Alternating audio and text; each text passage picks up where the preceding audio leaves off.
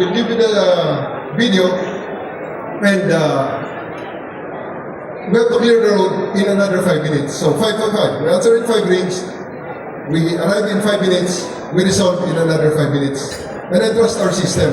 And I actually can show you in a demonstration if somebody wants to volunteer. Which is, I want to illustrate what does trust looks like in the governance perspective. I didn't know that. I mean, if you're able to really implement this 555, I think the trust will really increase for MMDA. And it's amazing how you're able to use technology to build that trust.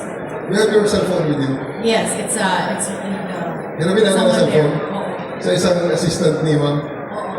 Let's call 136. Let's see if kaya ng mga tao doon sa back end ang yabang ng kanilang general manager. Sige, let's do that. If they can actually answer in 5 rings, and then nagda-drive ka. I drive, yes. Halimbawa ma'am, let's just assume you made an accident. Saan lugar?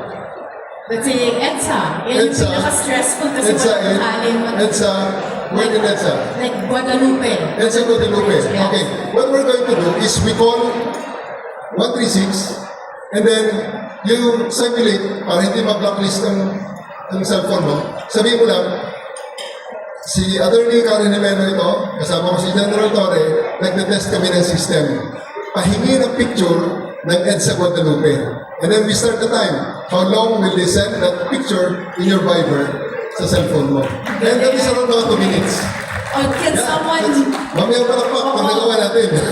Siguro let's ask a volunteer from the audience. Can someone do that with your phone right now? But say that you're with General Victoria para hindi kayo ma-blacklist. Yes, try nyo. Yeah. Call 136, sabihin nyo lang kasama si General Torre, pili kayo ng isang lugar sa EDSA, or Quezon Avenue, or C5, or Ross Boulevard. And then tell them that, kunwari, nabangga ako rito sa Ross Boulevard, Corner Quirino. Pahingi ng picture ng Ross Boulevard, Corner Quirino.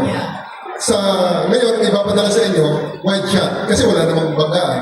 Pero kung may tunay na banggaan, isuzoom na yun. And ang ating mga cameras are, medyo okay na ang camera natin. We can read your ID from maybe half a kilometer away.